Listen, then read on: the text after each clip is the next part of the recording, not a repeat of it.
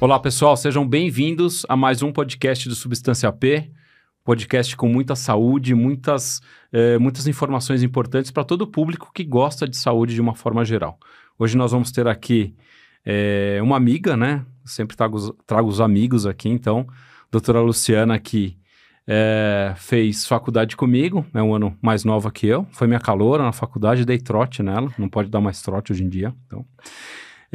Fez uma brilhante carreira de ginecologia e obstetrícia, vai contar pra gente, e agora está aí também como uma grande empresária, uma empreendedora do além da medicina. Então, Lu, muito obrigado pela sua presença aqui, fico muito feliz desse seu tempinho, eu sei que a sua agenda não é fácil. Então, por favor, se apresenta aí pro público, conta aí sua história, pra gente conversar um pouquinho sobre como que tá a sua vida agora, mais na maturidade, como você falou. Primeiro, Pete, obrigada pelo convite, é um prazer estar aqui, a gente fez faculdade juntos, você sempre foi muito querido como veterano. Eu não posso dizer que meu trote foi um trote pesado, porque não foi. Eu tenho veteranos muito queridos que estão no meu coração e que bom ter amigos como você. Obrigada pelo convite.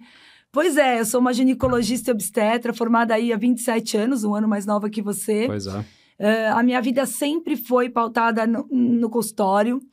E eu falo que lá na faculdade, a gente lá na Medicina ABC, a gente não teve empreendedorismo, né?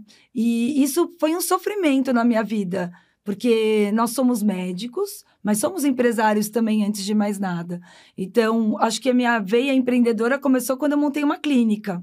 E eu descobri que ali eu não precisava ser só médica. Eu tinha que também saber de marketing, saber de jurídico, sobre consentimentos informados. Tributos, a parte toda tributária. Inclusive, chegou um momento que eu nem sabia, porque é muito mais fácil, né, a parte contábil fazer um Simples Nacional, mas quando você chega no faturamento tal, é melhor você virar um lucro presumido e nunca ninguém fala isso pra gente, nem nos ensina, e a gente só paga imposto. A gente tem que também ter a parte financeira, né? Então, de planilhas, e saber quanto custa um paciente para sentar ali na sua sala de espera. Então, é muito mais do que ser médico. E eu aprendi isso muito a duras penas. Na raça. Na raça. E montei a Clínica Médica Trina, que hoje é uma clínica multidisciplinar. Mas chegou um momento também que eu queria... A gente, como médico, né, é uma pessoa física e a gente não consegue se clonar. Sim. E eu senti a necessidade de ir mais longe. Então, como médica, como ginecologista, eu já tinha chegado aonde eu queria chegar. E não dava mais para abrir mais horários, porque eu não conseguia suportar esses braços. Então, foi aí, na pandemia, que eu resolvi olhar um pouquinho além da medicina, além de uma clínica médica, e ser uma empreendedora e montar aí o Biochat, que é hoje uma health tech, uma startup de saúde. Legal. Para quem não sabe, né, a sua vida é uma vida de que não tem hora, né, porque a criança não tem hora para nascer, então já tem esse ponto aí que realmente é uma vida sofrida, mas você se realizou na obstetrícia, na ginecologia e obstetrícia. Isso você tem essa satisfação? Muito, Pete, tanto que para mim é tão difícil, eu fico até emocionada, porque chegou um momento da minha vida que eu poderia me aposentar da obstetrícia.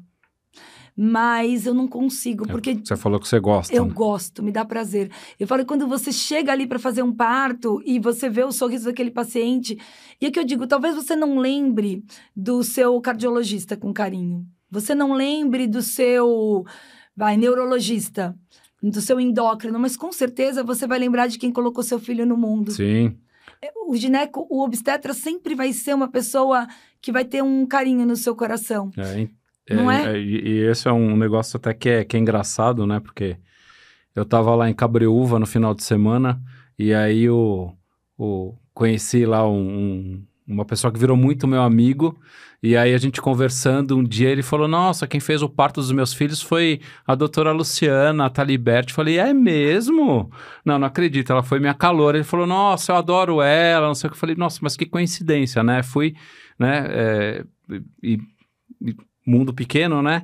E ele falou de você, os dois, né? Ele e a Patrícia falaram de você com com muito carinho, com uma lembrança muito boa. Isso é verdade mesmo, pude vê-lo, né, falando isso, o olhinho dele brilhando, né? E olha que interessante, quem falou pra você foi ele. Foi ele, então, não fui eu, não sem foi dúvida. Você, e não foi a esposa que teve Pois o bebê comigo. Pois então, a gente, como obstetra, não fica só no coração da paciente, como do marido e daquela família. Não, com certeza. E eu falo que os planos de saúde, hoje, eles não aproveitam tanto esse obstetra, esse ginecologista, como eles deveriam aproveitar. Porque muitas vezes é para nós que a família liga para pedir uma indicação.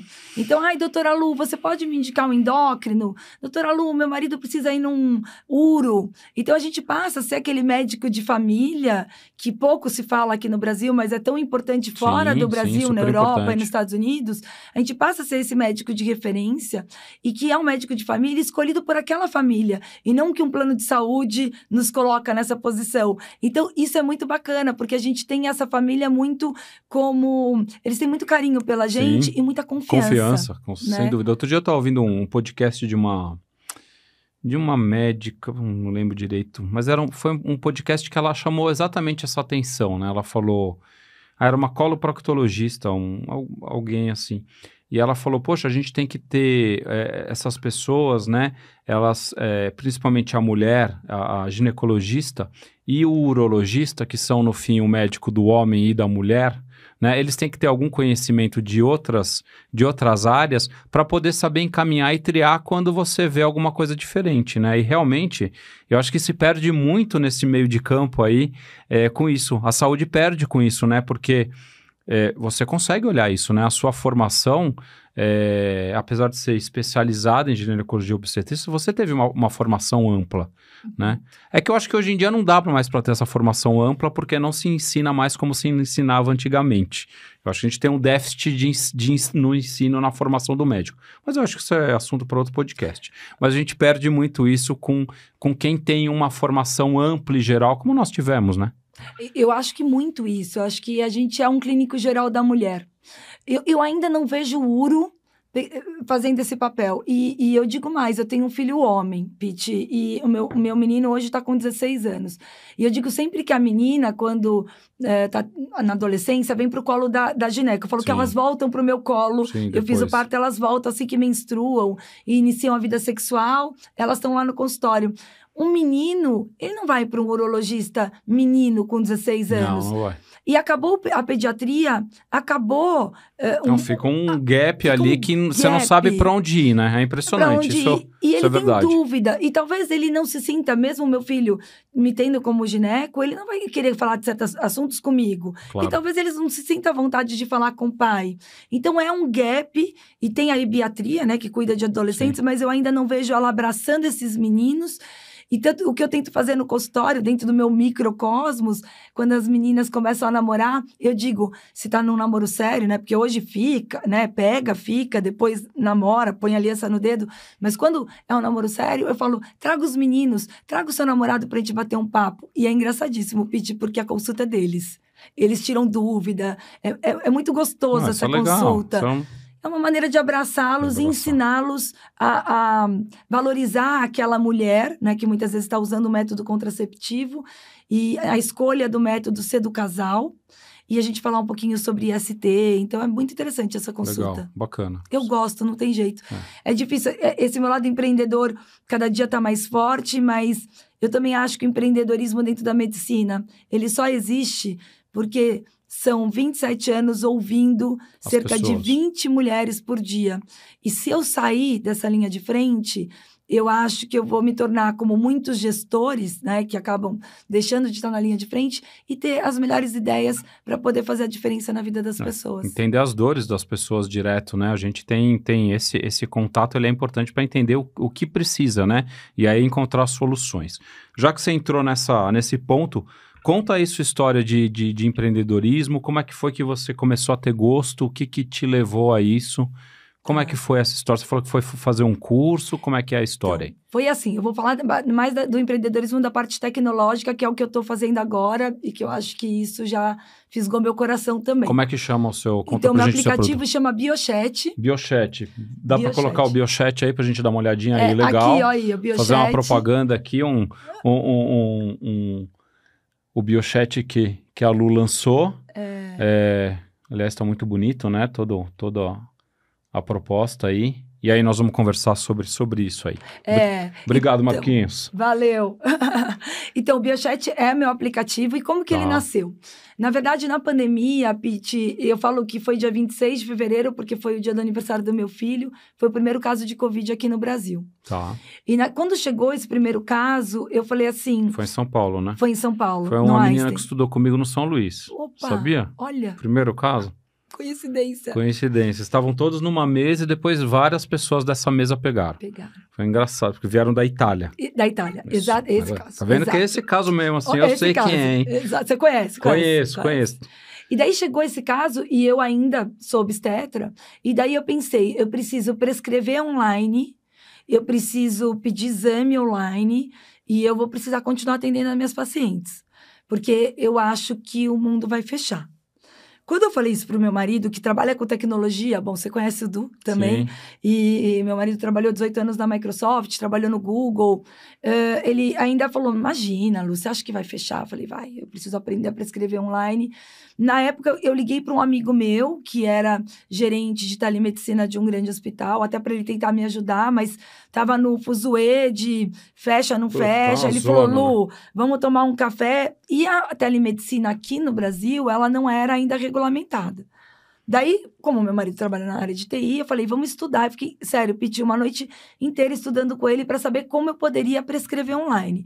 Daí eu descobri que poderia ter uma prescrição A3, que eu precisava de uma assinatura digital forte para poder prescrever online, e que isso não era regulamentado ainda no Brasil. Daí, como eu precisava de uma assinatura forte, precisava de uma assinatura A3, eu fui atrás para quem poderia fazer essa assinatura para mim. E eu comecei a ligar no lugar que fazia essa validação e ninguém me atendia.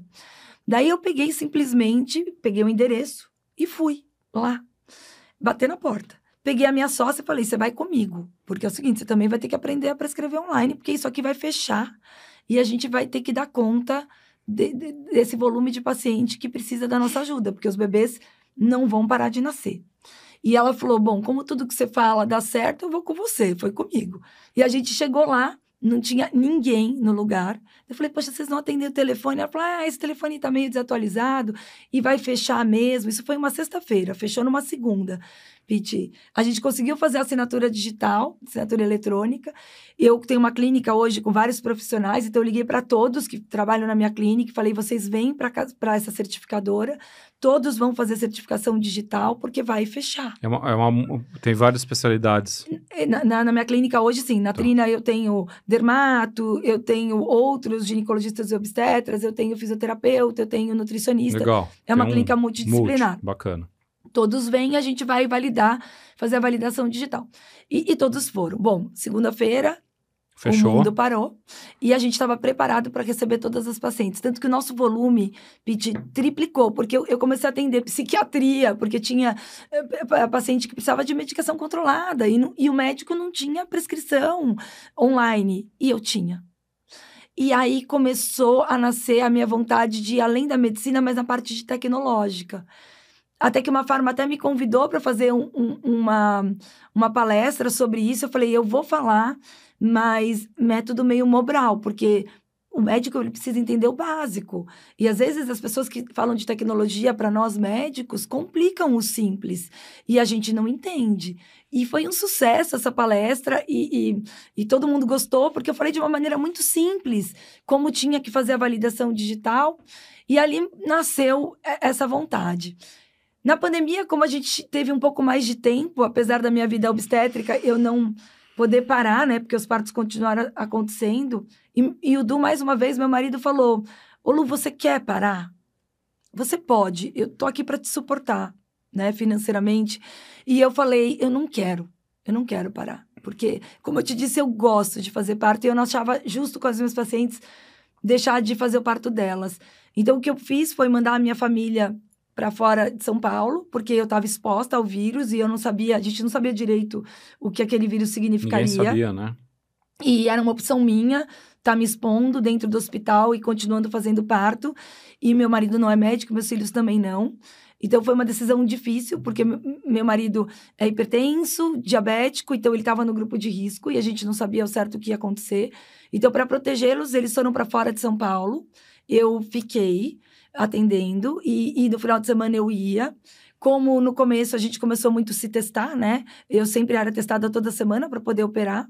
Então, eu sabia que eu não estava positiva para o Covid, então eu podia ter contato com eles. Eu peguei rápido, já peguei em março. Eu também peguei. Eu peguei em maio. É. Outro medo, né? De tipo, poxa, o que vai ser? Eu tinha uma saturação, você que é anestesista, de 85 e estava ótima. Se falasse, Lu, vai trabalhar, eu ia trabalhar de boa. Eu nem medi a saturação, assim. Na verdade, eu fiquei meio... Mas fiquei bem, assim, clinicamente. Mas eu fiquei a gente ótima. sabe que não foi todo mundo, né, que ficou bem. Eu fiquei ótima clinicamente. Bom, aí nasceu a vontade da tecnologia. Daí eu resolvi fazer uma pós-graduação no Einstein, online, em transformação digital na saúde.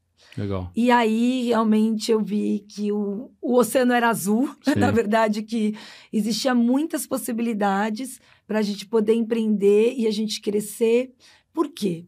A maioria dos cases tecnológicos, eles são feitos por pessoas de tecnologia, mas que não são médicos.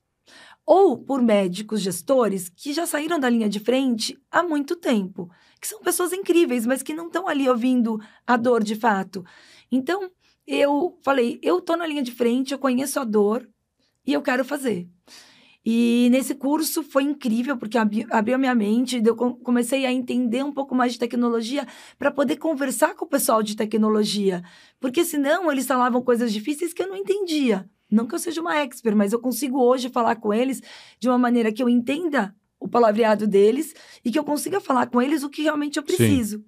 E eu montei um MVP. Para quem não sabe, é um mínimo produto viável, né? Onde eu fiz um canvas, então eu fui ali sabendo o que eu queria, quem seria a minha principal persona, ou seja, quem eu queria direcionar, né? Quais eram os meus principais competidores. E, a princípio, seria algo para a jornada da vida da mulher. Então, no começo foi isso. Mas eu sabia que sozinha não ia conseguir, Pete. Então... E meu marido ainda na Big Tech, também não ia conseguir me ajudar. Tempo, né? Não tinha tempo. Daí eu conversei com meu primo, que é gestor, que já tem empresa há muito tempo. Apresentei para ele o meu MVP. Ele se encantou. E falou, Lulu, o projeto é lindo, é muito legal. Eu acho que a jornada da mulher é algo que você tem muita propriedade para fazer, mas é muito grande. Vamos tirar um pedacinho disso, que é o Biochat, que na verdade nada mais é do que... uma plataforma de mensageria entre o médico de confiança e seu paciente, passível ou não de monetização. Porque é uma dor, né, do médico. Hoje, a gente dá o nosso celular para os pacientes, que é algo privado nosso, e isso invade a nossa vida. A gente responde um monte de mensagem, prescreve, a gente faz consulta por ali e a gente não é monetizado por isso. Eu acho que nem todo paciente a gente tem que cobrar dele, por isso que é passível ou não de monetização. Mas tem paciente que também abusa, né? Pede aquela receita para você e não vai no seu consultório há 2 anos. Ou pede exame para você e você pede e não volta no seu consultório. Então, o Biochat é algo muito simples, que ele faz exatamente isso, sem você precisar dar o seu celular pessoal. E você tá lá disponível para o seu paciente. Porque eu acho que a disponibilidade, Pete, foi o que me fez crescer. Se você me falar, Lu, o meu diploma, a gente fez uma excelente faculdade, eu tenho RQE de ginecologia, obstetrícia, em laparoscopia, esteroscopia, tenho vários RQs. Mas foi isso que me fez chegar onde eu cheguei? Não. Eu digo que hoje, em 27 anos de formada, eu fico triste, mas nunca ninguém me perguntou se eu tinha RQE. Não. E eu tenho 4, entendeu? Mas nunca ninguém me perguntou. Então, tudo aquilo que a gente, como médico, a gente se impõe, a gente se cobra. E entre os pares a gente se cobra, na verdade, na clínica, nem sempre isso acontece, né? Então, eu comecei a perceber que para eu poder ir além da medicina, eu precisava sair um pouquinho do meu consultório e empreender até para me clonar. Mas que foi a disponibilidade que me levou onde eu cheguei. ser uma médica disponível, porque quem não é visto não é lembrado. Sim, com certeza. Então, o paciente saber que eu tô ali disponível para ele quando ele precisa de uma receita ou de um exame, isso me fez chegar onde eu cheguei. E as redes sociais também, eu acho que elas ajudam, né, também. Sim. Então, foi por isso que eu criei o Biochat. Legal. E explica mais do Biochat. Põe de novo o Biochat pra gente aqui, pra gente entender. Então, é um aplicativo. Sim. Ele é um aplicativo. Como é que funciona? Você baixa, qualquer um pode fazer o download? Sim, todos os médicos podem fazer download, tem que ser médico, tem que ter CRM. Tá, é um produto pro médico, assim, a gente atinge o médico. A princípio, sim, entendeu? Ele tem hoje outras formas para atingir outros profissionais da área da saúde. Tá. Mas hoje, o que a gente está começando é o médico. Tá. E tem o Biochat médico e o Biochat paciente. Tá? Entendi. Tem dois. Os dois podem. Os baixar. Dois têm que fazer o download para se comunicar. Para se comunicar, tá. Sim. E você não é. O médico, ele não vai atender qualquer paciente. É o paciente dele. E por quê? Porque se eu vou fazer um pós-consulta, a anamnese, tudo isso é feito no meu consultório. Sim. Então, não é um aplicativo que uma pessoa que eu não conheço pode ir lá entrar e pedir uma receita para a doutora Lu. Tá. Então, como eu sempre disse, é um médico de confiança. Entendi. Então, hoje, por exemplo, eu tenho 800 pacientes da doutora Lu cadastradas que conversam comigo. E elas adoram. Que você usa já? Uso muito. Legal. Eu uso hoje, eu chego a atender pós-consulta mais de 20 pacientes quando termino o consultório. Seja para me pedir uma receita, para renovação de receita, seja para pedir exame, seja para tirar uma dúvida. Doutora Lu, no meu caso, sou ginecologista, estou com corrimento, está coçando. Está quebrando o galho dos dois lados, está te ajudando muito está otimizando a sua vida e está ajudando também a vida do paciente. Legal. É um ganha-ganha. Ganha-ganha. E eu falo que o Biochat, ele valoriza o tempo. Ele valoriza o tempo do médico, que tem que ser remunerado por aquele tempo que ele... Sim, não falo que ele responde. perde, né? Porque ele responde juridicamente, mesmo quando ele responda algo pelo WhatsApp, quando ele faz uma prescrição. E isso tem que ir para o prontuário do paciente, então a gente consegue compartilhar todo esse chat para o prontuário, porque isso é um registro médico, é importante. E também valoriza o tempo do paciente, porque quanto custa o tempo do paciente? Para ele ir no meu consultório, pegar uma receita, por exemplo, ele vai pagar estacionamento, quanto custa esse estacionamento? Deslocamento, trânsito, tempo, né? Então, às vezes, tempo eu já acho que é o mais precioso que a gente tem na vida, né? E a única coisa que ele vai diminuindo a cada dia. Eu sei que amanhã eu tenho menos tempo de vida, Sim. Né? Então, cada dia, desde o dia que a gente nasce, conta.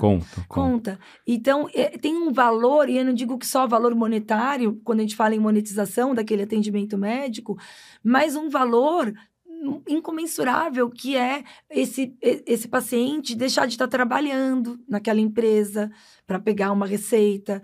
E, às vezes, ele tem uma dor, né? Eu vou falar na parte ginecológica, poxa, mulher nunca teve uma coceira, né? Na pepeca? Coça pra caramba! E às vezes você vai conseguir consulta com a sua médica depois de 15 dias. É desconfortável durante o tempo. E é muito desconfortável. Então, você quer que aquele profissional resolva. Uma resolução resolva. rápida, né? Então, não tem preço quando você resolve a dor desse paciente rapidamente. Então, o Biochat é algo muito simples. Eu falei para você, Pete, não é nada complicado, é muito simples. De algo que você pode prescrever com uma assinatura 3, né? Você lembrar que você precisa de uma assinatura forte.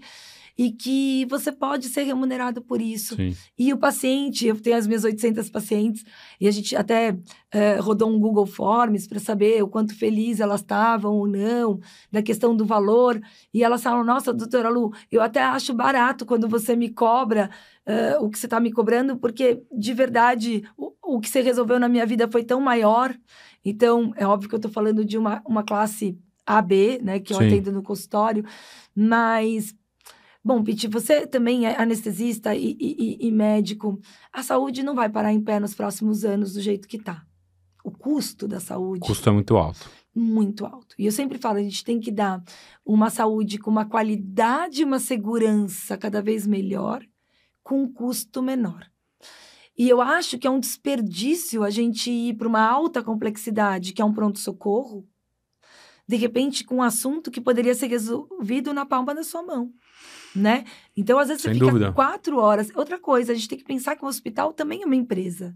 e que às vezes é só um corrimento, e que de repente ele vai pedir uma série de exames que, será que eram necessários? Quanto vai custar isso para o plano de saúde? Eu não estou aqui para defender os planos, tá? Não, mas aqui no fim acaba onerando o plano, né? Quanto mais exames você pede, mais o convênio vai ter que, isso, alguma hora vai ter que pagar. Então a gente sabe que o custo realmente não se paga, né? Por isso que a gente tem todos esses problemas em relação a isso.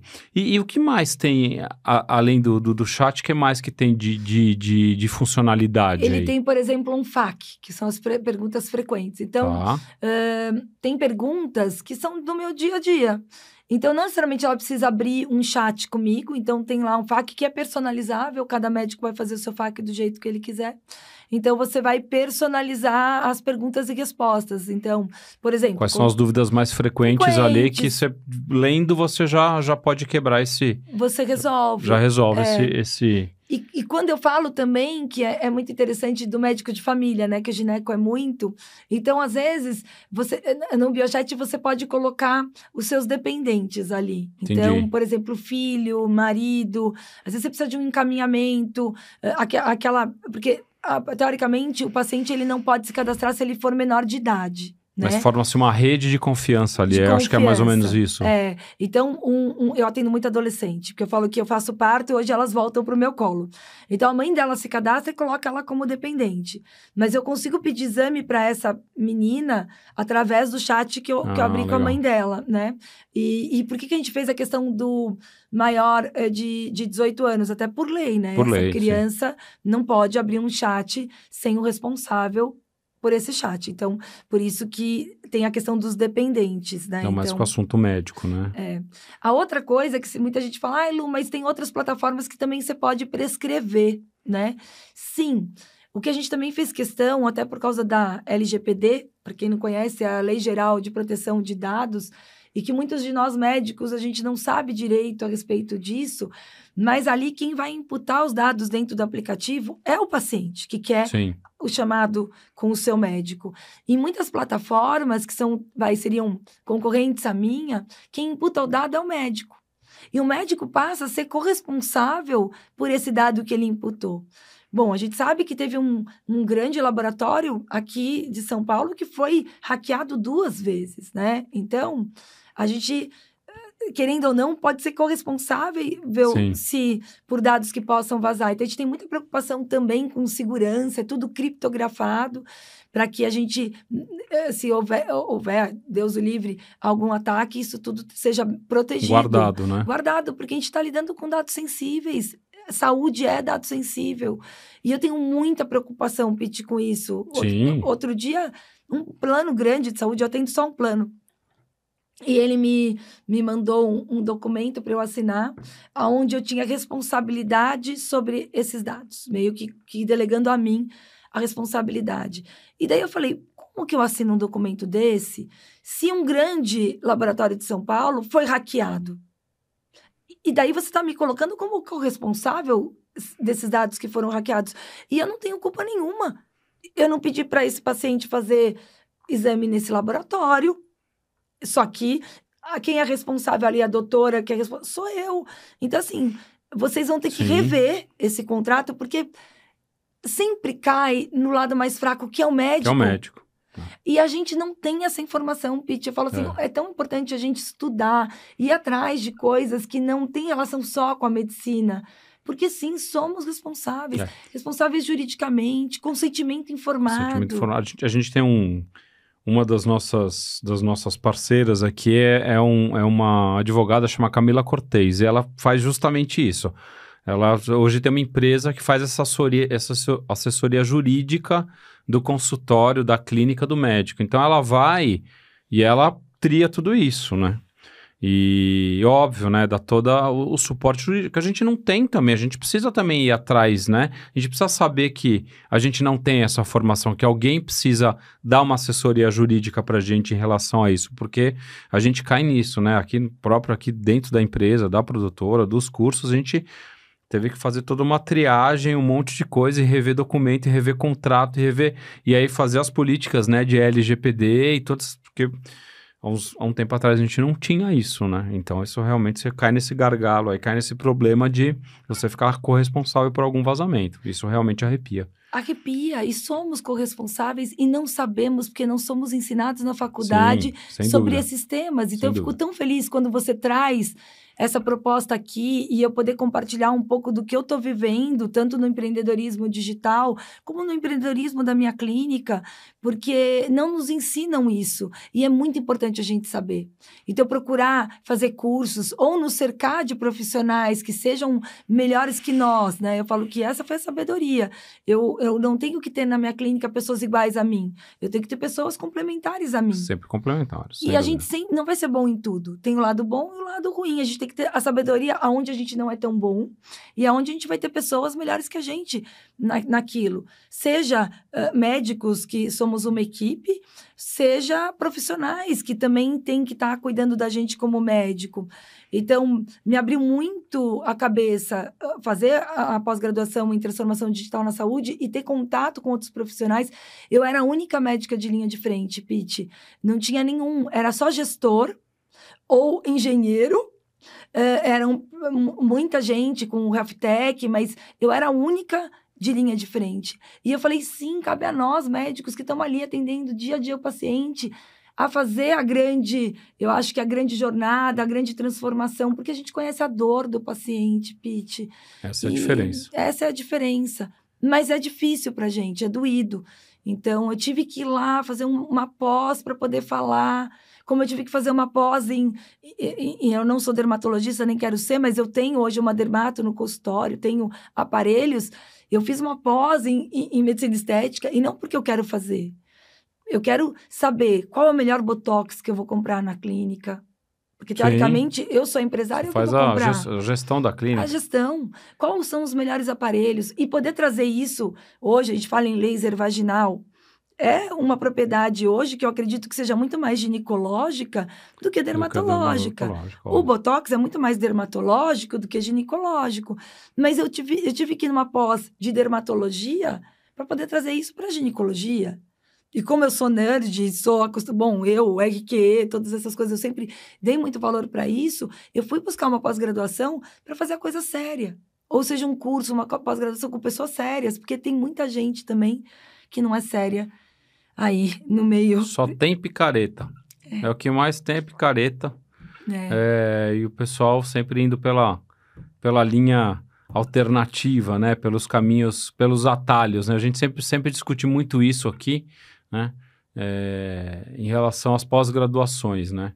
E eu sempre falo que eu fiz residência e depois eu fui fazer pós-graduação. Pós-graduação era um complemento da minha vida, não era a minha formação base, não era a minha linha. Não, né? Foi fazer pós-graduação em dor. Sim. Né? Que era um negócio que complementava a minha formação médica anestesiologista, né? Hoje as pessoas pulam a residência e vão direto para a pós-graduação.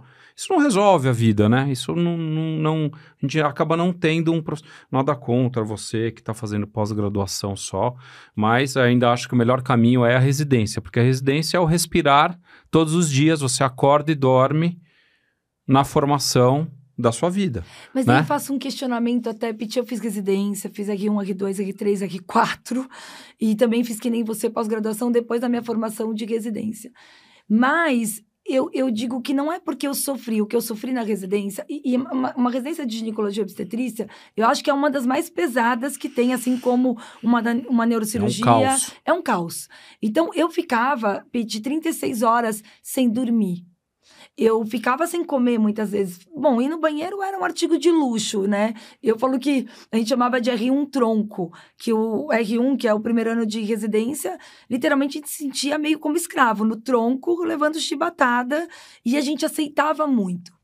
Não é porque eu tive esse tipo e esse modelo de residência que eu desejo hoje aos alunos novos sem dúvida esse nenhuma. Modelo. E eu acho que essa geração... Hoje está muito mais regulado para não existir isso. E eu fico feliz, porque eles são muito também. mais questionadores do que a gente era. A gente aceitava muito mais. Não, sem dúvida. E a gente era explorado. A gente tem que pensar que, poxa, a gente era uma mão de obra barata para SUS e para as faculdades. O hospital andava com a gente. Se a gente parasse, o hospital parava. Parava. Sempre foi assim. Aliás, até hoje, né? Infelizmente. Então, será que a gente também, mesmo nós sendo mais velhos, a gente sabe a importância da residência? Só que será que o modelo... Mas num formato adequado. Não, sem dúvida. Não, isso eu concordo totalmente com você. Eu acho que a gente tem... a gente brinca, né, das 60 horas semanais hoje, né? Eu convivo com residentes faz 20 anos, mais de 20 anos, e eu sempre brinco com eles, né? Quando alguém chegar falando pra você assim, na minha época, já vê que esse cara é velho e é chato. Exato. Entendeu? Porque na minha época... Mas o mundo mudou e a gente tem que aprender a evoluir, tem que aprender a lidar também com a geração que tá vindo. Exato. Né? A gente tem que entender que são necessidades diferentes e então formas diferentes de pensar. Mas... dentro ainda desse modelo de formação, que não é um modelo escravocrata, como a gente viveu e passou, e nem sei se a gente precisava de tudo aquilo para ser bom, acho que a gente seria bom de qualquer jeito, né? Fazendo 3 anos de residência, acho que você sai apto, pronto, né? É difícil, né? Eu brinco com os residentes de anestesia, né? Eu falo, olha, você vai fazer residência de anestesia. Você vai fazer durante 3 anos, você vai fazer hack, peridural, geral e bloqueio periférico. São 4 atos anestésicos que você faz durante 3 anos. Se em 3 anos você não souber fazer isso com maestria, tem alguma coisa de errado com você. Aí você tem que repensar se é isso mesmo que você vai fazer, né? Porque são, né, especificamente a anestesia. Não é tão simples como eu estou falando. Obviamente que não é tão simples como eu estou falando. Mas aí eu comparo ele com um cirurgião geral. Sim. O cirurgião geral, ele tem que fazer apêndice, vesícula, pâncreas, fígado, tórax, e vai passando em todas as áreas durante 3 anos. Ele não repete como nós repetimos. Assim como o obstetra faz parto constantemente. Sim. Chegou no fim do R3, ele tem que ter uma formação de fazer parto normal, local forceps e fazer cesárea. É o básico da obstetrícia, não é? Sim. Talvez ele não saiba fazer uma cirurgia de endometriose profunda robótica. Também não sei nem se vai ter na residência dele. Mas o básico da obstetrícia ele tem que saber. Mas vamos pensar em robótica. Sim, a robótica começou a existir há quando? Há pouco tempo. Menos anos. Quem se formou com a gente há 27, 28 anos atrás, não aprendeu robótica. Sim. A gente teve que fazer o quê? Um curso, uma pós-graduação em robótica para poder fazer uma endometriose profunda. E também a questão que eu falo hoje muito... indo também para a parte tecnológica, hoje com o chat GPT e todo mundo com a inteligência artificial, tem muita gente que questiona, né? Será que a inteligência artificial vai substituir os médicos? E eu digo, não. Mas o médico que não usar a inteligência artificial talvez seja substituído por aquele que sabe utilizar.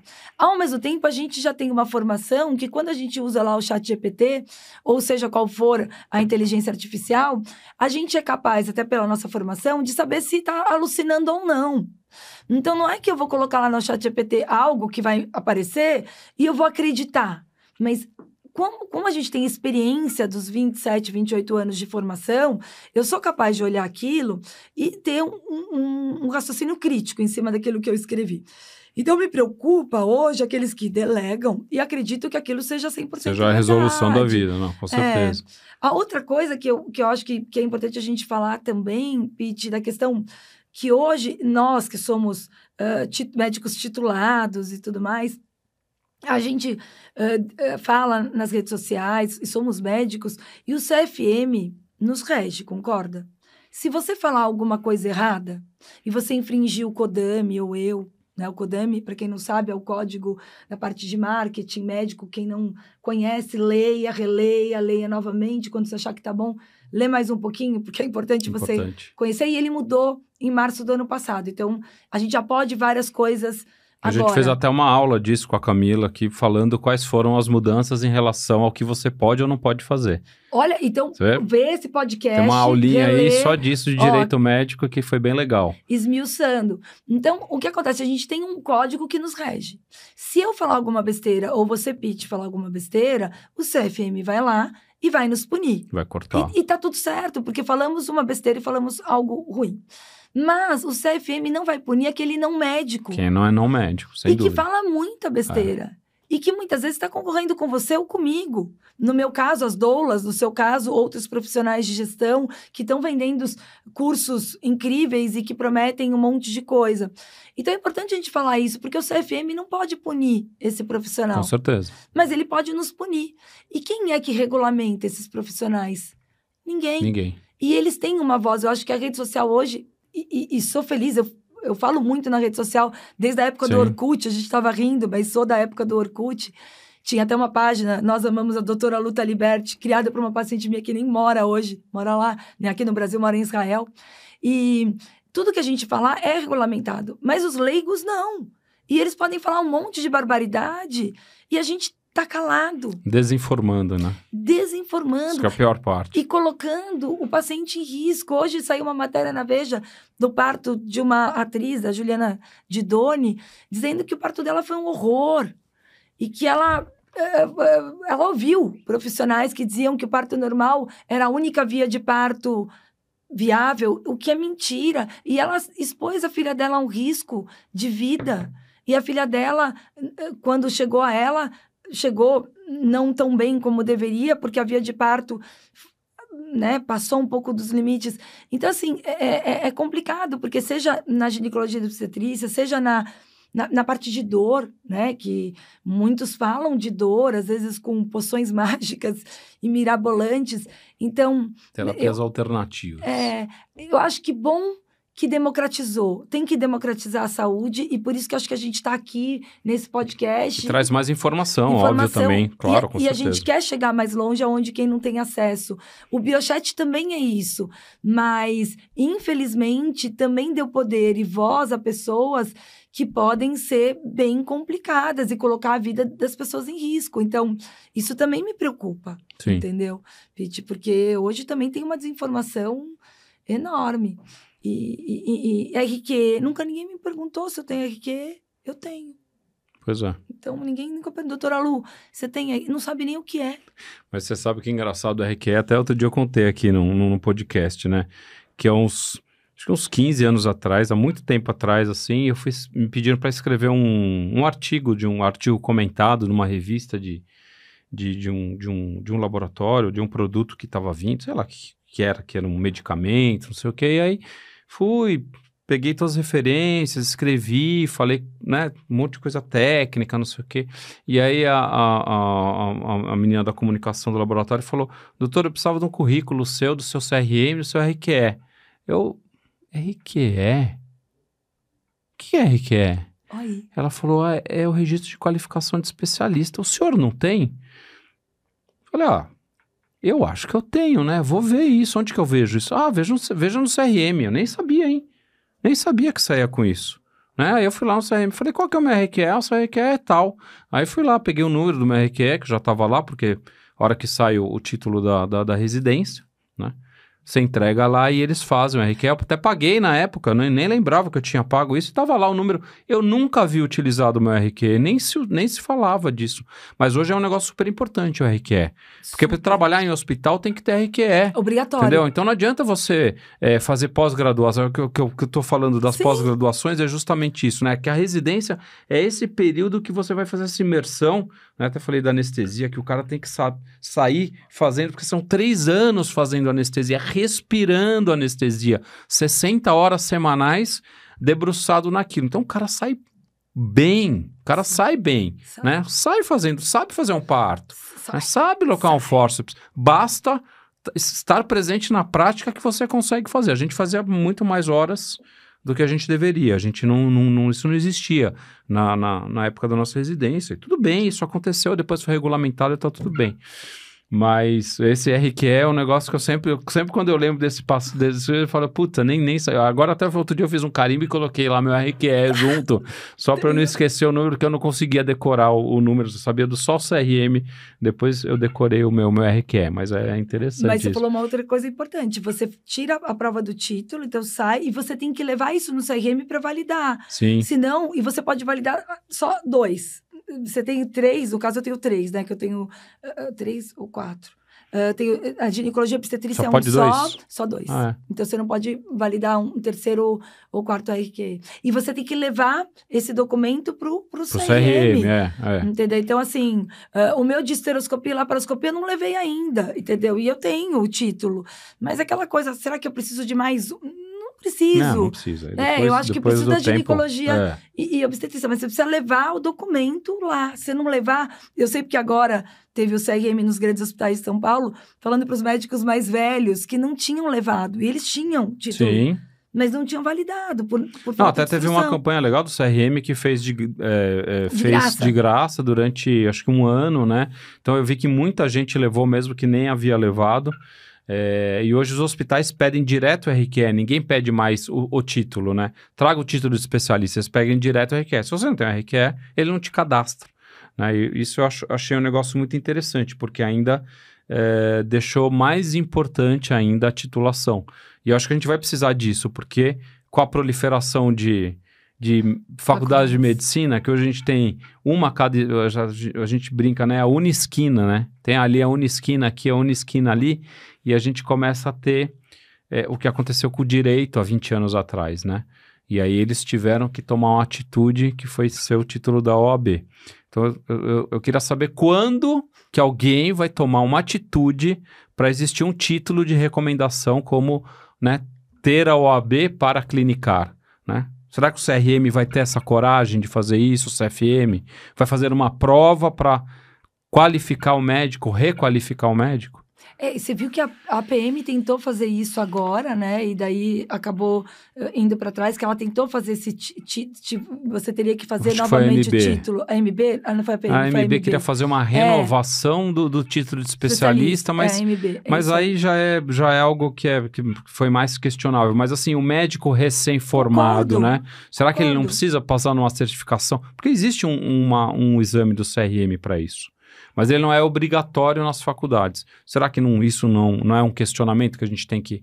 A gente, como médico, tem que começar a questionar o CRM para fazer? Porque, afinal, o CRM é composto pelos médicos, sim, né? Teoricamente, é alguém que representa a gente. Será que a gente não tem que exigir isso de alguma forma mais agressiva, não agressiva, mas mais incisiva, né? A sociedade médica não deveria se posicionar de uma forma mais contundente para proteger a própria classe e a população, né? E proteger a população. Hoje somos 500 mil médicos. Em 2035, a previsão é de mais de 1 milhão. 1 milhão de médicos. Então, a gente está falando que vai dobrar a quantidade de médicos. Vai rolar muito Uber, eu acho. Vai. Não, e acho assim, também se fala muito hoje em medicina baseada em evidências, né? E o que esquecem que a medicina baseada em evidências são as melhores evidências científicas, não é qualquer evidência, né? A experiência do médico. Sim, a experiência conta muito. E o paciente. Quando você fala que tem um médico recém-formado sem experiência, que só se baseia em artigo científico, será que ele está dando um melhor atendimento para o paciente? Porque tem evidências e evidências. Tem pessoas que não sabem nem ler um artigo científico, né? Então, é importante também você não só ter experiência, saber se aquele artigo, de fato, é um artigo bom ou não. Porque tem coisas publicadas em grandes revistas que não necessariamente são incríveis, né? Tem que ter esse olhar crítico. Sim. Não, tem... Né? Acho que tem muita coisa para ser vista, mas eu acho que precisa ser visto, revisto e repensado.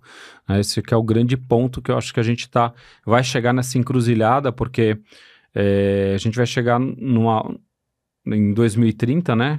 Que são daqui a 5 aninhos só. Eu pensei que era 2035, então 5 anos. É antes do que eu estava pensando, olha então aí. A gente vai ter esse colapso, né? Vai ser um colapso. E aí realmente vai o médico, né, que falam do sal, né, que tem bastante barato, não é? Que é branco, não é? Tem alguém que falava isso, não sei quem foi que falou, porque quem falou que não falou, mas falam que, né, que o médico é barato, tem bastante quantidade, né? E o que vai te diferenciar para você ter seu consultório cheio? Sim. Né? Então, eu acho que primeiro... Mas hoje tem 1 milhão de cursos que eu vejo na rede aí falando... Ganhe 100 mil reais por mês, é fácil. Então, olha, eu que tenho consultório hoje, eu acho que não é. Primeiro que não é fácil. Segundo que eu falo que o médico, a questão idade conta muito. Quando eu me formei, eu fui para o grande hospital de São Paulo ser plantonista e eu era nova, né? Eu me formei e graças a Deus eu consegui esse emprego. E eu falava que eu tinha 33 anos. Eu tinha, na época, sei lá, 27. Porque eu tinha vergonha de falar que eu era nova. Eu também tinha. E você também não tinha? Eu tinha muita vergonha. Porque eu ia passar a visita, eu ia fazer a visita pré-anestésica, as pessoas olhavam pra mim e falavam, não. E esse moleque vai fazer minha anestesia, né? Exato. Né? Eu acabei de sair da residência, eu entrava, né? Eu até me arrumava mais, tentava ficar mais velho, assim, mas aquela cara de Baby Johnson não tem jeito, né? Sai com 20 e poucos anos da faculdade, você é um 23, moleque, né? Eu saí com 23, E aí eles falaram, mas doutor, é o senhor que vai fazer minha anestesia? Eu falava, sou eu, né? E aí eu lembro que era 20 minutos de pré-anestésico e mais 25 convencendo o cara que ia dar tudo certo. Eu era ainda, difícil, tinha P1, P2, P3, então P1 eram os médicos mais velhos, e eu era P1. Então, tinha médicos que eram P2, P3, ou seja, que eram hierarquicamente abaixo de mim, mas muito mais velhos que eu. Então, eu tinha falado, não, tem que falar com o P1, daí entrava eu. Daí, não, ela é estagiária, não é com ela. Ela é residente. Não, ela que vai ter que dizer se vai internar ou não. Então, eu me vi muito nessa situação da idade, mas a questão de você ter e ganhar, sei lá, 100 ou 200 mil reais por mês, isso eu acho que vai muito além do currículo. Quando eu falo de ser um médico disponível, ser um médico que sabe se conectar com o paciente. Tem um livro super interessante que fala que muitos se comunicam, mas poucos se conectam. Porque essa conexão é que o anestesista, muitas vezes, tá na minha equipe. Então, eu te levo, né? O anestesista é um médico de outro perfil, né? Um perfil totalmente diferente. É bastidor. É bastidor. É cara de bastidor. E você tem muito que se conectar com outros médicos, que são aqueles que vão te na verdade, o cliente do anestesista, a maioria das vezes, é o médico, né? É o cirurgião, é o ortopedista, é o obstetra, é o cirurgião de uma forma geral, né? O nosso cliente é geralmente isso, né? Assim, dificilmente alguém chega no hospital, eu quero que o doutor pite minha anestesia, né? Isso não, só tem parente, amigo, as pessoas que te conhecem que recomendam você para ir se não conhecem o cirurgião. Se você não conhece o cirurgião, mas de uma forma geral é diferente da ginecologista obstetrícia, que é o paciente. Né? É o paciente. E você tem que saber se conectar com esse paciente. E a consulta vai além do consultório. Então, os médicos que acharem que a disponibilidade, não quero ser disponível, ele vai estar errando. Porque ele vai ter que estar disponível. Porque hoje é isso, vão ter 1 milhão de médicos. Quem vai se diferenciar? O que é disponível, aquele que é lembrado, né? Quem não é visto não é lembrado. Não é lembrado. Aquele que dá a melhor qualidade, dá um atendimento com segurança, com melhor desfecho, entendeu? E hoje, os grandes planos de saúde, eles têm muitos dados, eles sabem se você é um médico que tem desfecho ou não. Ele faz... Se o paciente fica mais tempo internado, se infecta mais. Se você põe 1 milhão de códigos, não tem essa coisa? Sim. Agora eu acho que é mais pacote, mas quando a gente se formou não tinha código. Põe isso, põe aquilo outro. 10 códigos. Poxa, e você tinha que fazer biópsia, não sei do que você nem era necessário. Você está dando a melhor assistência para o seu paciente? Não. Então, eu acho que é fazer o certo, ser um médico disponível, eu acho que isso é muito importante, e saber se conectar. E saber se conectar vai além do consultório. O pessoal da nossa idade tem um pouco de preconceito de, podcast, rede social, né? Acho que a gente, 50 a gente é dessa geração. Eu falo, gente, que pena, porque sim, o médico ele tem que te ver na rede social. Tem que se posicionar. Se não tem alguém que está fazendo. Sim. E não é vergonha. Eu não vou fazer lá uma dancinha. Não é meu perfil. Quem me olha sabe que... Mas eu tenho que estar lá para informar. Eu tenho que estar lá para acolher, para chegar mais longe. Eu tenho que ser lembrada. Sim. Então, isso também faz parte... Essa parte digital é importantíssima. Importantíssima. Com certeza. Entendeu? O Biochat, que é esse aplicativo pós-consulta, ele é importante. Assim como o WhatsApp é importante. Só que o WhatsApp, ele invade a sua vida pessoal. Ele mistura o seu paciente com os seus filhos, com aquele... Eu sou mãe, grupo de mães, 1 milhão. Você se perde no que é paciente, o que é família. E às vezes... tem tanta coisa no WhatsApp, né? Que você acaba perdendo alguma coisa ali que passou que você não viu, né? Isso é um problema, que eu acho que o seu produto, aí a sua ideia resolve de uma forma muito legal, porque tá ali, né? É um achado, né? Tá ali. Simples. É simples. É simples, é um achado simples, uma dor que muitos médicos têm, principalmente os médicos que estão na linha de frente, são disponíveis. E, ao mesmo tempo, essa disponibilidade diminui custo da saúde. Perfeito. E, de novo, não diminui custo dando uma assistência ruim, muito pelo contrário, dando uma melhor qualidade, com uma segurança maior, evitando que a baixa complexidade vá para alta, que custa muito caro. E daí o seu plano de saúde fica muito mais caro, Claro. com uma sinistralidade muito maior, seja o seu, pessoa jurídica, sua família, ou seja para as grandes empresas, Sim. que hoje eu acho que é a segunda maior conta deles. Primeira é folha de pagamento, segunda é plano de saúde. Plano de saúde, que é caríssimo. Que é caríssimo. E a saúde nos próximos anos, do jeito que está, não para em pé. Vai ser difícil, né? Os players, todo mundo tá... Os encontros, a gente vê cada vez mais isso, que é um negócio que tá cada vez mais para explodir, né? Não sei qual que vai ser o futuro disso, vamos ver. E Lu, mais alguma ideia aí? Tem alguma coisa que você tá pensando em fazer? Tem alguma coisa que você pode adiantar pra gente aí, que você tá pensando em lançar? Algum produto novo, alguma coisa legal? Na verdade, como diz a minha sócia, ela fala que eu tenho uma mente inquieta. Graças a Deus, é assim que funciona. A minha cabeça não para. Na pode verdade, parar nunca. Nunca. O que eu falei, o Biachet é o comecinho, da doutora Lu, empreendedora, health tech, esse é o comecinho dessa jornada, mas tem mais produto novo vindo por aí. Eu, como disse, eu sou a pessoa ligada à saúde da mulher, então meu grande sonho é montar uma plataforma de jornada da saúde da mulher, desde do nascimento até a terceira idade, menopausa e tudo mais. Que é super importante também essa época da atuação, né, da ginecologia. E que pouco se fala, e se a gente for pensar, a pirâmide epitária está se invertendo, né? A gente vai ter mais avós que netos. Mais avós que netos, logo, né? Então, é algo que a gente precisa falar, sim, de maneira ética, não é qualquer coisa.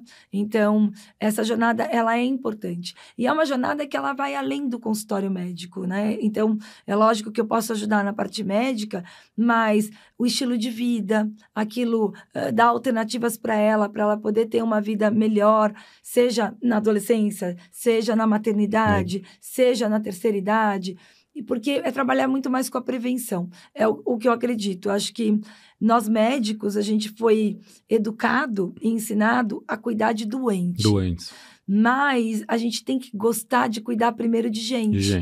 E eu acho que eu tenho, até por ser ginecologista, e acho que lidar com a vida, né, que é a obstetrícia, eu gosto mais de cuidar de gente do que de doente. Tanto que, apesar de ter formação oncológica na minha formação de residência, eu não faço oncologia, eu faço diagnóstico e acabo encaminhando. Mas porque eu gosto de cuidar de gente, eu não quero que você tenha câncer, eu não quero que você fique doente, eu não quero que você tenha diabetes, eu quero que dentro do que eu puder, eu possa cuidar de você para que você não fique doente. E a gente diminui o custo da saúde assim, com uma qualidade de vida melhor. Foi exatamente o que me passou na cabeça agora, né? Que a medicina preventiva, ela é muito mais barata do que a medicina curativa, né? Quando a gente tem que curar alguma coisa, a gente despende muito mais custo, muito mais internação do que a própria educação da medicina preventiva, né? Que é o básico, né? O básico do médico. E aí a gente volta, né, para o médico de família, para o médico da base, que é fundamental, né? E a gente vê em algumas sociedades médicas, né? E alguns outros países, a importância desse médico, né? Tipo, o Canadá e os Estados Unidos tem muito de médico de família, né? Acho que o Canadá que é muito forte nisso, de médico de família. Europa, né? Europa, você não vai para um especialista antes de passar no seu médico. Né? Mas quem escolhe o médico de família não é você. Então, eu acho que aqui a gente tem a possibilidade da sua família escolher quem você quer como médico de família. Tem um plano de saúde digital que colocou um médico de família para cuidar daquela família, mas ele escolhia. E esse médico de família era remunerado por esse plano também, o que eu acho que daí tinha um viés aí complexo, né? Então, eu acho que o médico de família tem que ser escolhido por aquela família, e não alguém colocar ele como sendo te impor que seja aquela pessoa. E eu vejo uma tendência, Pete, posso estar enganada, nos próximos anos, a uma verticalização, né? A gente já vê alguns players comprando planos de saúde, né? E se tornando maiores. Então, por mais que ainda exista uma resistência em falar que a verticalização vai acontecer, eu acredito que vai. E você vai ter que ver em qual player você vai querer estar. E quando isso acontecer, talvez, porque o modelo de saúde, principalmente aqui no Brasil, ele está muito baseado, né, nos exames, é muito remuneração à internação, o exame, o robô, né, oncologia, um custo altíssimo. Se acontecer a verticalização, eles vão querer que tenha menos isso, concorda? Porque isso vai se tornar... Isso é mais custo. Ele é a fonte pagadora e que vai receber. Então, o custo passa a ser dele também. Sim, né? Ele vai ter que... Porque é isso, às vezes... Eu fico pensando, que eu não goste do robô, mas eu vou falar para a ginecologia, que é a minha área. Eu acho as incisões do robô para uma mulher inestética. Ela é meio... Bom, você é anestesista, ela vai no meio da barriga. Ela não é uma incisão esteticamente, né? Na marquinha do biquíni, como você vai fazer, de repente, uma laparoscopia. Sim. Será que realmente para todas as cirurgias ginecológicas é necessário o robô? De repente, uma pessoa que opera muito bem por laparoscopia e tem anos de experiência, e o robô ele tem menos experiência, será que ele vai operar tão rápido? E daí você é anestesista. Quanto tempo você aumenta, de repente, para uma pessoa operar com robô que não tem tanta experiência? A gente está falando que você, como anestesista, se eu tiver uma anestesia de 1 hora, é bem diferente se eu tiver uma anestesia de 3 horas, não? Não, sim. Principalmente se ela for videolaparoscópica ou a robótica, são situações clínicas totalmente diferentes em relação a pneumoperitônio, a retenção de CO2. Tem uma série de implicações ali que a gente, obviamente, quanto maior tempo, a gente tende a ter mais dificuldade de controlar esse paciente, sem dúvida, né? Exato. Então, a gente tem que começar a questionar isso. Eu até fico pensando, daí é uma reflexão da Lu, e eu coloco aqui. Será que os médicos mais novos, eles estão aprendendo... E a gente vem de uma escola laparoscópica, né, Piti? O meu berço professor, da laparoscopia do Dr. Caio Parente. Exatamente, que foi meu professor queridíssimo. Então, nós viemos dessa escola laparoscópica, sabemos operar muito bem por laparoscopia, mas também fica este questionamento, mas eu fico pensando, será que no futuro, e daí não sei, tá? É um questionamento da Lu, esses robôs que hoje a gente opera não vão estar fazendo isso sozinhos? Porque eles estão lendo a nossa íris, eles estão vendo os nossos movimentos, e eles estão captando isso como um big data, né, robótico enorme. Será que daqui a algum tempo, e é um questionamento, eles não vão fazer isso sozinhos? E se eles fizerem? E melhor. E melhor que a gente? Sem tremer, sem, né? Não, sem dúvida. Sem ficar cansado, né? Sem ficar cansado, sem o nervosismo que, de repente, uma adrenalina pode desencadear. E daí eu pergunto, quem será que é o médico que vai sobreviver? Aquele que sabe muito operar pelo robô e por laparoscopia? Ou aquele que, numa emergência, que o robô pegou lá um vaso errado, não sei, sabe abrir rápido e sabe resolver aquele problema de uma maneira mais efetiva, eficaz e rapidamente. Fica uma reflexão. Lógico. Eu não sei. E será que a gente está formando esses médicos mais novos para esse tipo de intervenção? Será? Não sei também. Entendeu? Então, eu fico um pouco preocupada, porque a gente está indo tanto para minimamente invasivo, e quando precisar abrir? Como que será que vai ser? Né? Porque precisa, né? Precisa. Eventualmente a gente sabe que tem que converter, tem que abrir. Eventualmente tem. E eu acho que quanto mais velho a gente fica, mais medo a gente tem, né? Sim. Acho que a gente vai ficando medroso. Eu acho que tem a tranquilidade da ignorância, algo que... Eu fico pensando quando eu me formei, como eu era muito mais corajosa. Hoje eu fui fazer anestesia de uma criancinha de 9 meses, né? Ele ia fazer uma hernia inguinal bilateral e aproveitar fazer uma postectomia. E aí, a hora que eu vi no quadro que tinha 9 meses, geralmente essas crianças que vão lá têm 4, 5 anos, fazer fimose, já é maiorzinha, né? Mas essas crianças abaixo de 1 ano, o meu coração sempre ele fica um pouco mais ansioso, né? E eu finjo, lógico, que tá tudo bem, né? E aí fui lá, anestesiei a criança, no fim deu tudo certo, né? E aí o circulante falou, poxa, doutor, legal, ficou super bem, né? A criancinha tá bem lá na recuperação, né? Tudo.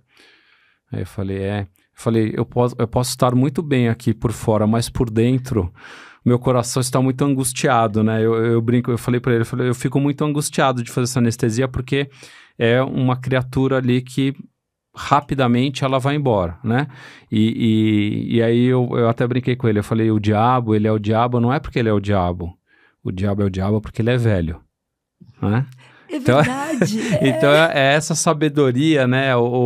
Com o tempo que você tem que realmente você acaba tendo um pouco mais de tranquilidade nas coisas que você faz, mas o seu medo, né? O medo, ele é um belo de um parceiro na nossa vida, protetivo. Né? Ele é protetivo nessas horas. Eu acho maravilhoso. A gente não tem que ter medo do medo. Eu acho que muito pelo contrário, você tem que ter...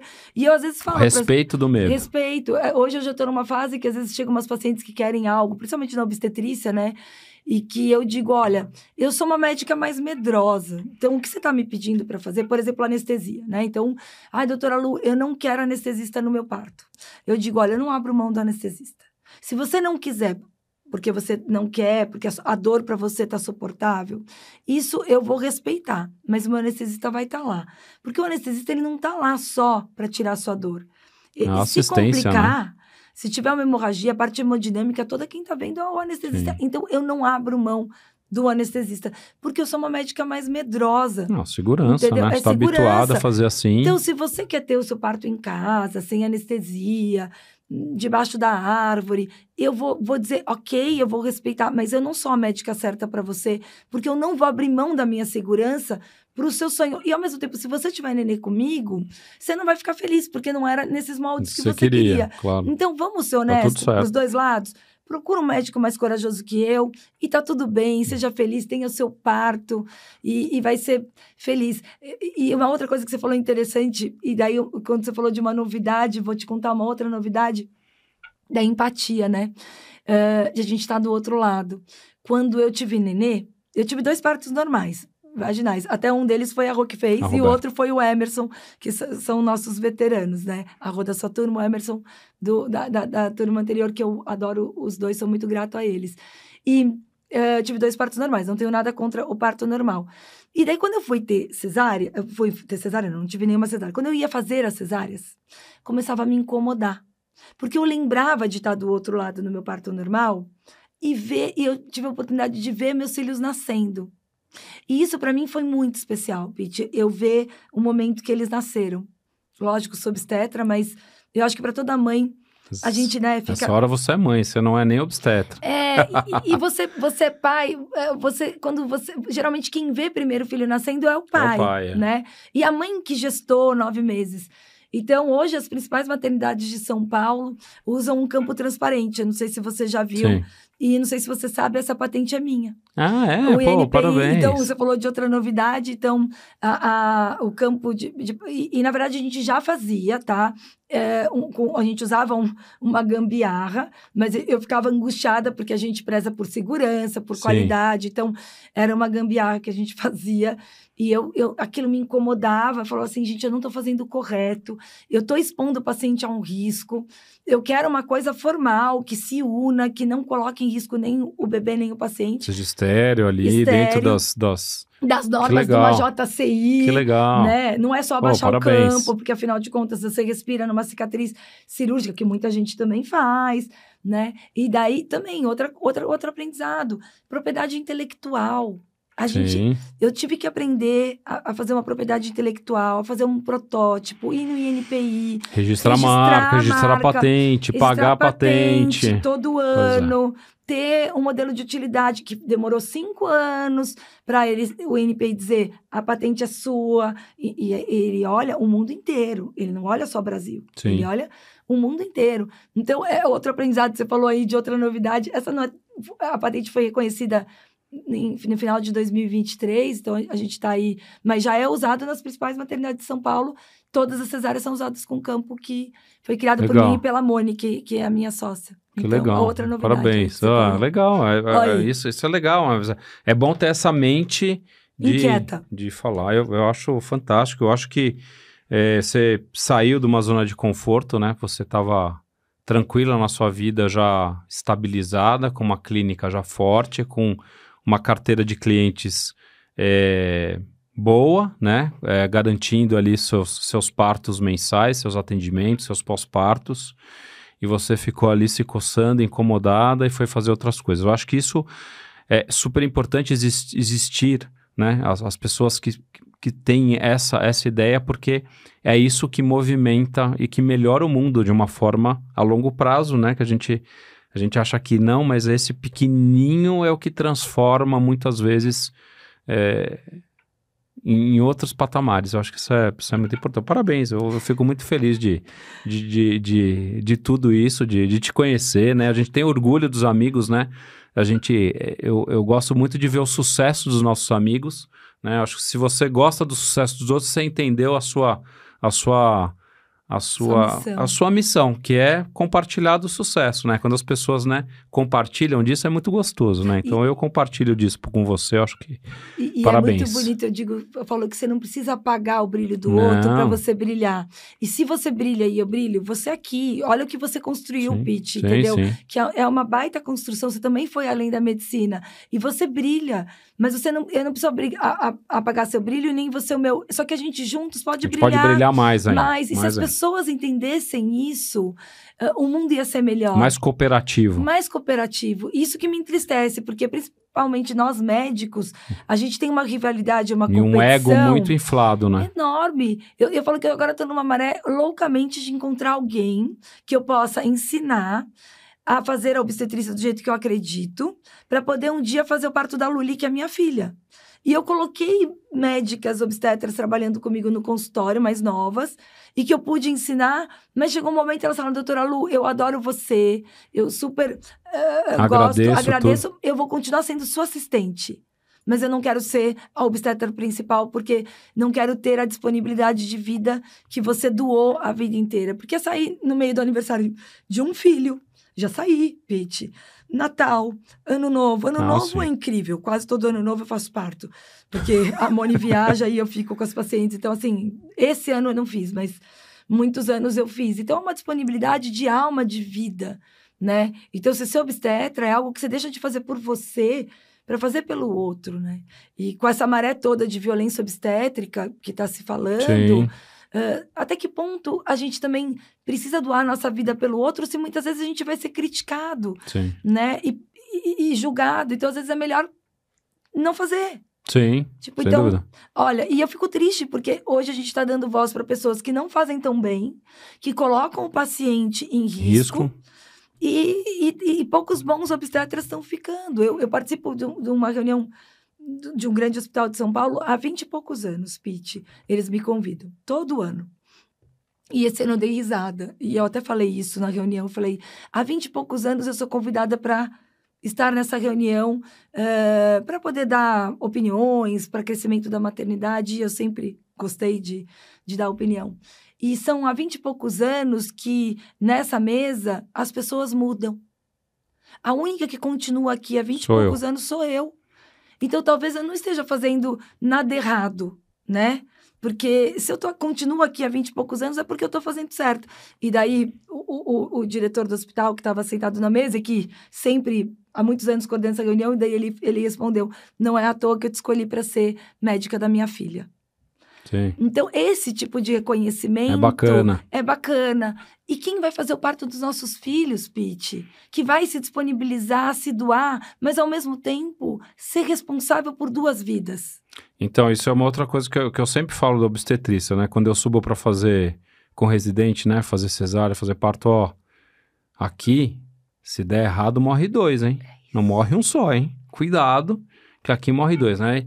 E sempre o residente fica branco, olha que ele olha pra mim e fala assim, então aqui o buraco é bem mais embaixo, cuidado, porque aqui, ó, rapidinho a gente tem problema. Então, aqui você tem que ter 3 vezes mais atenção nesse momento obstétrico, porque, né, a gente sabe que não é fácil esse momento de ter 2 vidas ali, muitas vezes 3 vidas, né, hoje em dia. Gemelar, hoje em dia tem muito 4. mais gemelar aí aparecendo, né, com as reproduções assistidas que hoje tem muito mais acesso, né, algo que tem muito mais, então a gente vê muito mais gemelar do que se via há 25, 30 anos E atrás. se a gente for pensar em dados, quando não se fazia nada no niilismo, existiam 2.000 mortes maternas a cada 100.000 partos. Na época das nossas avós, que se fazia parto em casa, das nossas bisavós. Com a hospitalização e a medicalização, esse número caiu drasticamente. Aqui no Brasil ainda a gente tem uma mortalidade alta, principalmente depois do Covid, mas a gente está falando em Brasil, em lugares, tanto hospital privado como público, e lugares onde se faz parto domiciliar, no interior. Que ainda não tem Que não assistência. tem assistência. Você está falando em todos os lugares, né? Mas com a hospitalização, a gente diminuiu drasticamente o índice de mortalidade materna. E a gente fala em hospital privado, nos grandes hospitais, hoje, eu vou falar de São Paulo, a incidência de mortalidade materna é 1,5 para 100.000. Ou seja, a gente não está fazendo nada errado. Porque se tiver, a gente está muito melhor que muitos países desenvolvidos. Então, assim, eu acho que tem muita cesárea, eu acho que tem que ter um meio do caminho, mas a gente não está fazendo coisa tão errada assim, senão a nossa estatística de mortalidade materna Pior. seria pior, e não é. E mesmo de anóxia fetal, que pouco se fala, né? Ter um bebê com pouca oxigenação cerebral é um risco para o resto da vida, a pessoa vai carregar isso, né? Então, é uma responsabilidade do obstetra. Eu falo que eu sou advogada daquele bebê. Eu tenho que ser responsável por isso. E eu tenho que estar disponível. Seja disponível para estar no hospital ou disponível com o Biochat para poder tirar todas as dúvidas para não usar nenhuma medicação que não possa ser usada, né? Para dar uma assistência melhor, até online. Online, e que é possível, né? possível. Eu acho que isso a pandemia acelerou. Que a telemedicina não era regulamentada no Brasil Sim. até a pandemia. Foi regulamentada a toque de caixa em março do ano da pandemia, porque a gente tinha que prescrever online. Precisava fazer. E daí você fala, mas a telemedicina... O caso do Biochat, ele não é uma telemedicina. Eu nem quero que seja. Porque muitas vezes eu estou respondendo a minha paciente no banheiro. Que é a hora que eu tô quietinha ali e eu tô respondendo. Eu não posso estar lá com uma câmera aberta. Sim. Então, não é uma telemedicina. Então, essa, tipo, todo mundo fala, você quer concorrer com a telemedicina? Não. Não, longe disso. Longe disso. A telemedicina tem um lugar dela. Tá regulamentado, regulamentado e tá tudo certo. É um teleatendimento. Então, que eu posso tirar dúvidas e isso ampliar. E o projeto já tem para outros profissionais da área da saúde. E até pacientes que têm outras áreas. Me ligou uma paciente e falou, Lu, eu sou advogada. Eu quero um Biochat para mim. Dá para fazer para o advogado também? Falei, dá. É só replicar o modelo. Viável. Então, o céu é o limite. Isso é bacana. Para ir para outras profissões também. Legal. Lu, vou agradecer aqui a sua participação. Obrigado. A gente já, se deixar, eu fico até 10 horas da noite aqui conversando. Querido. Obrigado pela sua participação. Parabéns pelo seu trabalho, pela sua carreira. Obrigada. Eu fico muito feliz de encontrar pessoas que sentam aqui que estudaram junto comigo, fizeram faculdade, viram a nossa história toda de faculdade, de residência e de vida, e a gente se reencontra, vê as pessoas bem, né? A gente gosta disso, né? De ver os colegas bem nos encontros de turma, quando a gente se encontra aí na vida nos hospitais. Então, muito obrigado, parabéns aí pela sua saída também da caixa aí, da medicina. E aí vou te pedir, como última fala aqui, que você deixe aqui um conselho, olhando ali na câmera da verdade, para você falar, dar um conselho para uma pessoa que está aí, que é médica formada, recém-formada, ou que já tem 20 anos de profissão e quer sair da caixa, quer ser empreendedor. O que você daria de conselho para ela olhando para trás? Olha, se eu posso dar um conselho para quem é médico ou recém-formado ou com muito tempo de formado, é ter o foco sempre no paciente. Gostar de cuidar dele, cuidar de pessoas e sempre ter uma escuta ativa. Porque é através da sua escuta que você vai conseguir criar outras coisas, outros players e ir mais longe além da medicina. A faculdade é de extrema importância. Ela nos ensina a parte do conteúdo, a parte técnica. Mas é fora dela que a gente vai poder conhecer lugares que podem nos levar mais longe e a gente pode ir além da medicina, poder empreender, poder fazer uma health tech, startups. E sim, eu acredito que está na nossa mão, como médico, fazer essa transformação na saúde, seja digital ou não. Acredite nisso e nunca desista. É isso aí. É isso aí, gente. Agradecer de novo aqui a doutora Lu, que está com a gente. Foi um papo fantástico, acho que a gente debateu muitos pontos importantes aí, tanto na parte tecnológica, de empreendedorismo, como o cenário atual da medicina, né, em alguns campos e algumas críticas que a gente faz. Obviamente não somos donos da verdade, mas temos as nossas opiniões em relação à nossa vida, né, à nossa bagagem, ao que a gente vive no dia a dia. Então, agradeço aí todo mundo que tá assistindo aí o nosso podcast. Qualquer dúvida, quiser falar com a doutora Lu, manda pra gente aí as perguntas, tudo que nós vamos estar à disposição. Depois eu divido com ela e ela responde as suas dúvidas. E muito obrigado por mais uma audiência. Valeu, pessoal, e até a próxima.